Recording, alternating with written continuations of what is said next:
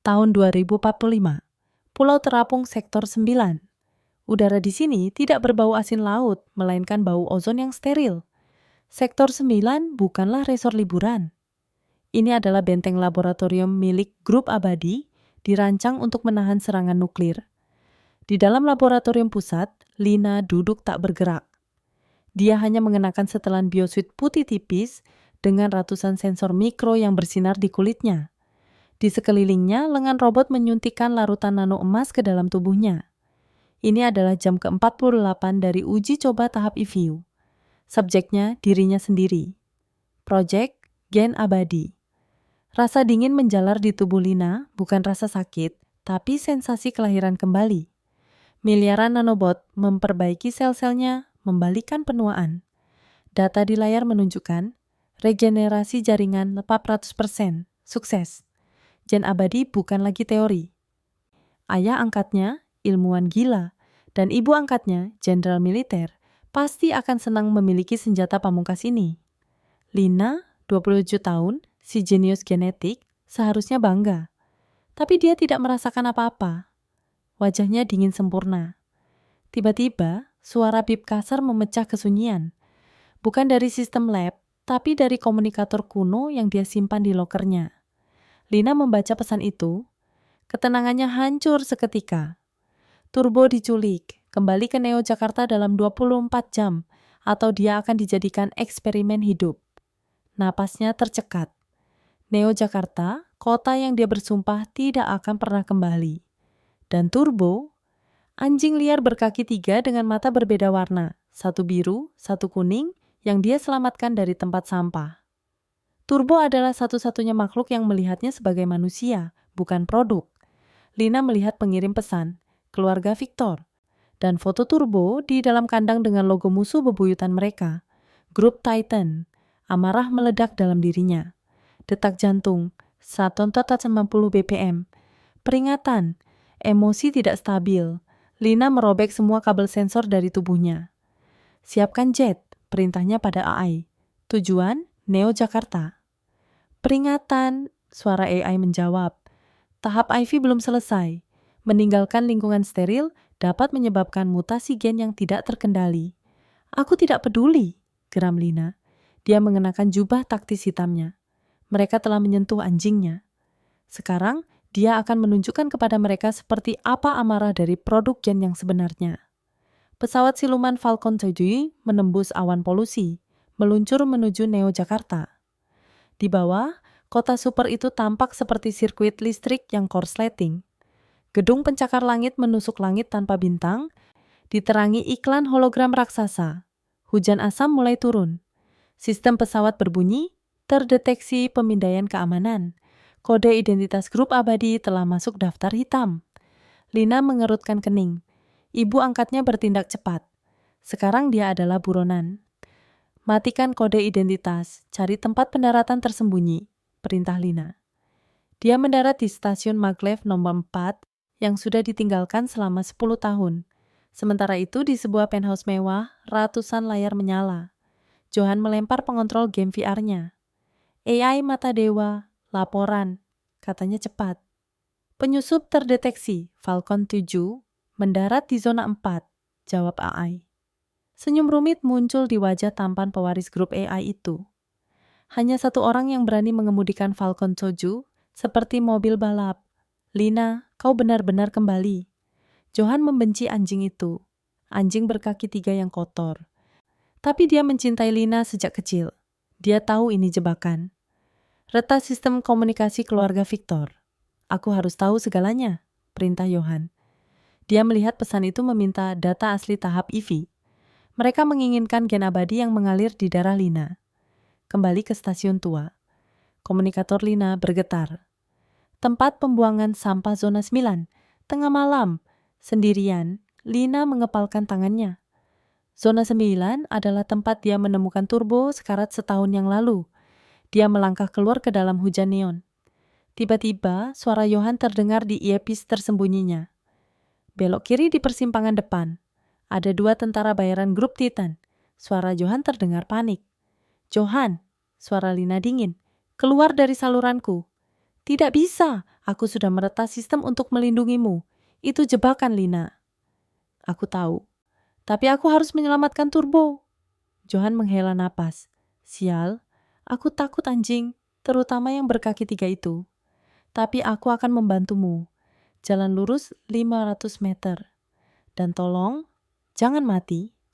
Tengah malam, tempat pembuangan sampah zona DIN. Gunung-gunung sirkuit rusak dan anggota tubuh mekanik bekas menjulang tinggi.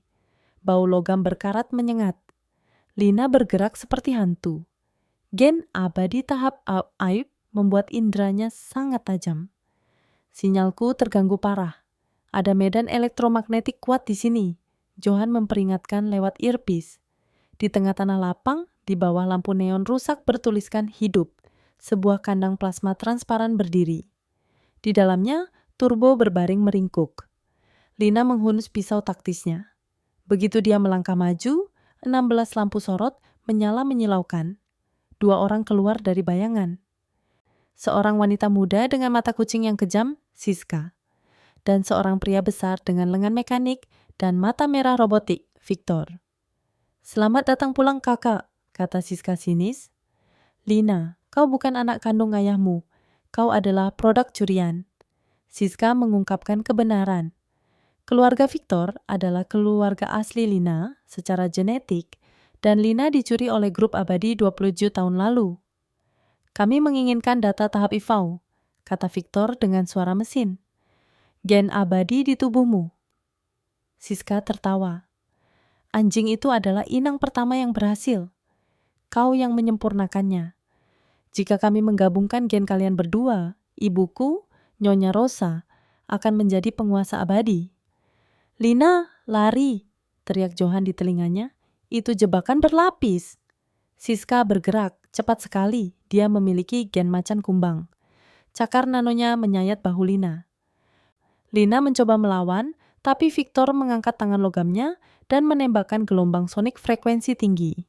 Itu bukan suara biasa. Itu senjata yang membekukan nanobot di dalam darah Lina. Rasa sakit yang luar biasa merobek setiap sel tubuhnya.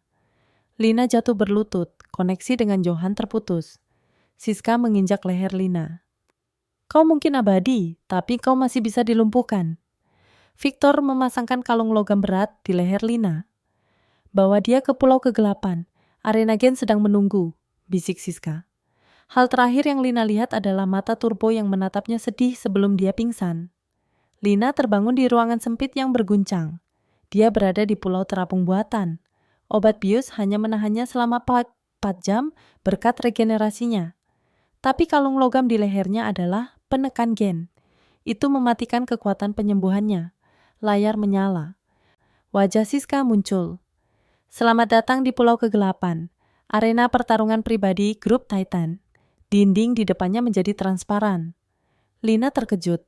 Dia berada di dalam sel kaca yang tergantung di atas arena raksasa. Sebuah hutan buatan di bawah kubah digital. Di sekelilingnya ada sel-sel lain berisi monster dan penjahat.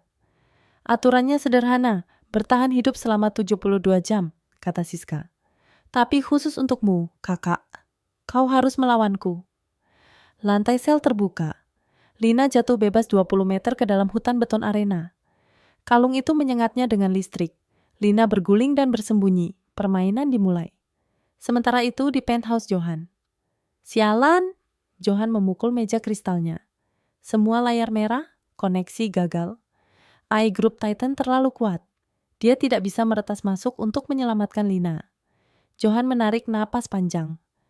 Dia takut anjing, dia takut ketinggian, tapi dia lebih takut kehilangan Lina.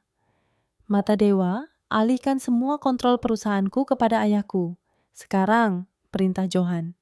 Tuan muda, Anda akan kehilangan akses warisan. Lakukan.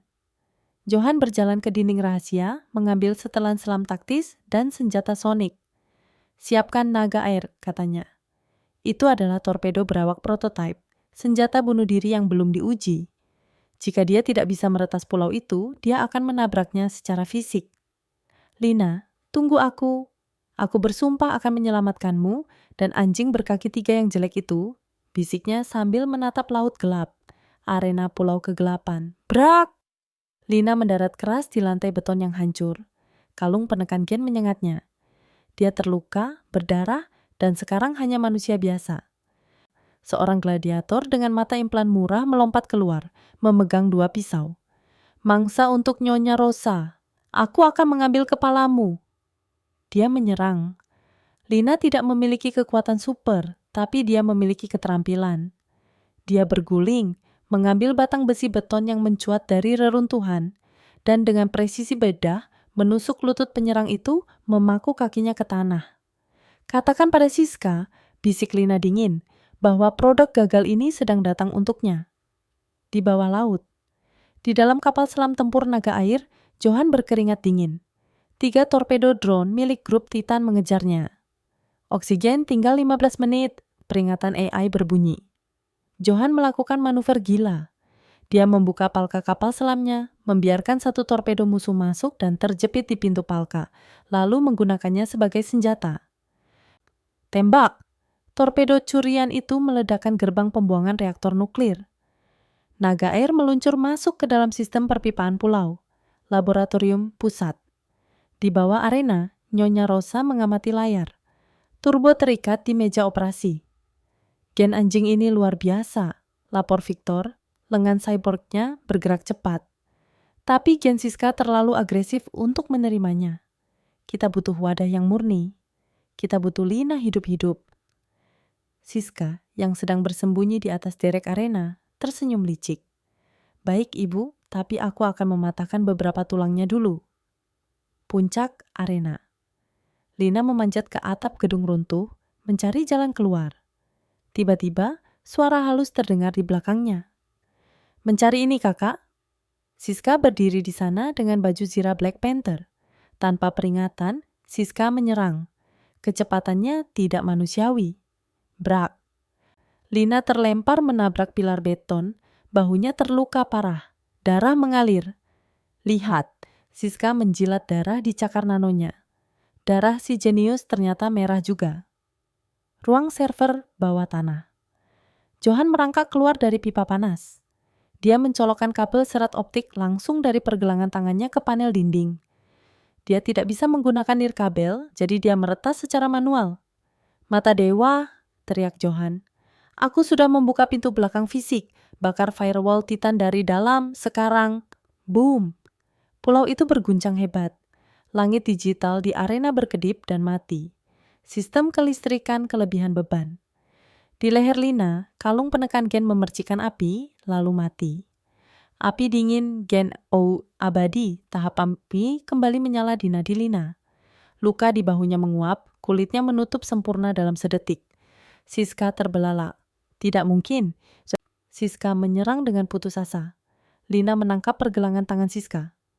Krak! Dia menghancurkan cakar nano Siska dengan tangan kosong. Kau terlalu banyak bicara, kata Lina dingin, lalu mematahkan lengan Siska. Wanita kucing itu jatuh pingsan. Suara Johan meledak di earpiece Lina yang kembali aktif.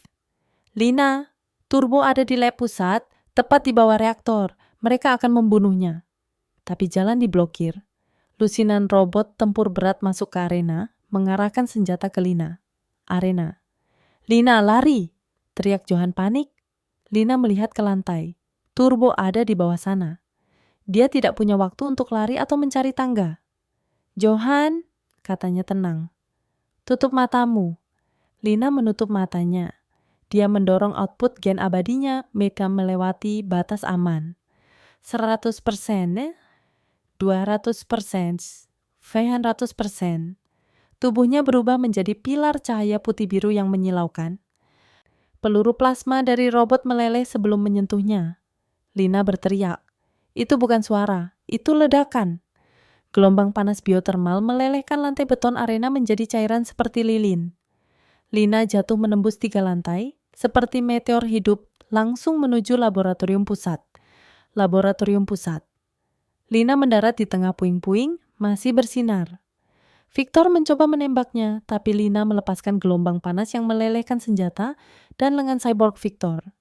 Lina berjalan ke meja operasi, mencabut jarum dari kepala turbo, dan memeluk anjing itu. Tidak apa-apa, bisiknya. Cahaya di tubuh Lina memudar. Dia selamat, tapi otaknya telah dimasak oleh energi yang setara dengan reaktor nuklir. Ingatannya hancur berantakan. Wajah ayahnya hilang. Wajah Johan hilang. Johan melompat turun dari lubang di langit-langit. Baju zirahnya hangus. "Lina, kau berhasil!" Lina menatap Johan dengan tatapan kosong dan dingin. Dia memeluk Turbo erat-erat, waspada. "Siapa?" bisiknya lemah. "Kau?" Pertanyaan itu menghancurkan hati Johan. "Lina, ini aku, Johan. Kita berteman sejak kecil." Lina mundur, mengambil kuda-kuda bertarung. Dia tidak ingat. Air laut mulai membanjiri ruangan. Reaktor akan meledak. "Kita harus pergi," teriak Johan. Tiba-tiba, Nyonya Rosa bangkit dari balik reruntuhan, wajahnya berdarah tapi matanya tajam. Dia melihat kesempatan. "Nak, hati-hati," teriak Rosa, berpura-pura khawatir. Itu dia adalah Johan, pengkhianat yang menjual turbo kepada musuh demi teknologi. Otak Lina yang seperti kertas putih langsung menerima kebohongan itu. Dia menatap Johan dengan kebencian. "Kenapa aku tidak ingat apa-apa?" teriak Lina. "Karena dia menyerangmu," bohong Rosa lagi. "Victor, selamatkan kakakmu." Victor menembakkan jarum bius khusus ke leher Lina. Tidak, Lina jatuh pingsan, masih memeluk Turbo. Victor memanggul Lina dan Turbo. "Terima kasih sudah menghancurkan mentalnya, Tuan Muda Johan," ejek Rosa. "Dia akan menjadi putri yang penurut sekarang." Mereka melarikan diri melalui pintu Titan anti ledakan, meninggalkan Johan sendirian di lab yang akan meledak. Johan berlari kembali ke naga air. Dia meluncur keluar tepat saat pulau kegelapan meledak dalam bola api raksasa, tenggelam ke dasar laut. Di dalam kokpit, Johan memukul panel kendali. Dia selamat, tapi dia kehilangan Lina. Dan yang terburuk, Lina sekarang membencinya. Seminggu kemudian, puncak menara Titan. Lina terbangun di kamar mewah. Nyonya Rosa duduk di sampingnya, tersenyum lembut seperti Ibu Peri. Turbo juga ada di sana, bersih dan sehat. "Di mana aku?" tanya Lina. Kepalanya sakit dan kosong. "Di rumah, Nak, di menara grup Titan," kata Rosa. "Kau selamat dari teroris itu." Rosa menyalakan layar berita. Wajah Johan terpampang di sana sebagai tersangka utama terorisme peledakan pulau. "Johan bekerja sama dengan musuh," Rosa menenun jaring kebohongan. "Dia menculik anjingmu. Kau menggunakan kekuatanmu untuk menyelamatkan ibu dan adikmu, Siska. Kau pahlawan, Lina." Lina menatap tangannya. Kebencian terhadap nama Johan membakar dadanya. "Aku akan membuatnya membayar," sumpah Lina. Saluran pembuangan kota. Johan duduk di dalam bangkai kapal selamnya yang rusak. Dia menjadi buronan nomor 1 dunia, hartanya dibekukan. Dia tidak bisa menghubungi Lina karena dia berada di benteng musuh. Dan Lina membencinya. "Jika aku tidak bisa bicara padanya," bisik Johan, menatap bayangannya yang kotor, "maka aku harus memperlihatkannya." Dia menghubungi pasar gelap. "Aku butuh satu barang," katanya tegas. "Sebuah chip penghancur diri. Tanam di korteks otakku. Aku ingin saat chip itu meledak, ia melepaskan gelombang elektromagnetik. Sebuah salinan penuh dari ingatanku." "Kau gila," kata penjual itu. "Itu akan membunuhmu." "Aku tahu," jawab Johan. "Aku punya waktu 24 jam. 1 minggu kemudian, sebuah pesan disiarkan di seluruh layar iklan Neo Jakarta. "Aku di sini. Markas lama grup ANG sendirian. Johan." Di puncak menara Titan, Nyonya Sumei Omatane Kanan, Nyonya Rosa memerintahkan Lina dan Siska untuk menangkapnya. "Bawa dia hidup-hidup. Aku ingin dia mengakui dosanya di depan dunia besok malam," perintah Rosa. Lina dan Siska menyerbu gedung kantor lama yang terbengkalai. Siska, yang semakin gila setelah dimodifikasi ulang oleh Victor, ingin membunuh Johan. Tapi Lina menemukannya lebih dulu. Johan duduk di kursi kantor usang, menghadap jendela pecah. Ada sebuah port logam kecil berkedip biru di pelipis kanannya. "Kau datang," kata Johan tenang. Dia mengangkat tangan, menyerah. "Kenapa?" tanya Lina bingung. "Ini satu-satunya cara agar aku bisa bicara denganmu untuk terakhir kalinya," jawab Johan. Tiba-tiba, dinding meledak.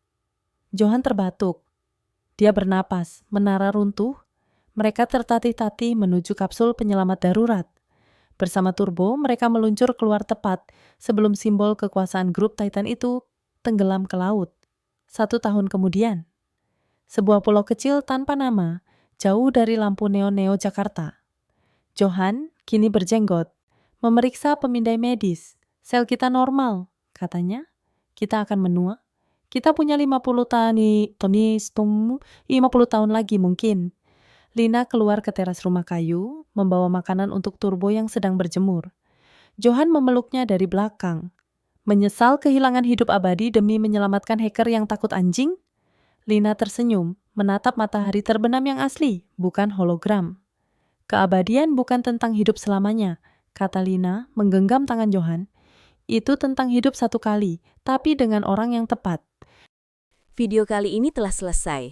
Tekan like jika menurut Anda ini bermanfaat dan subscribe untuk melihat lebih banyak video baru. Sampai jumpa!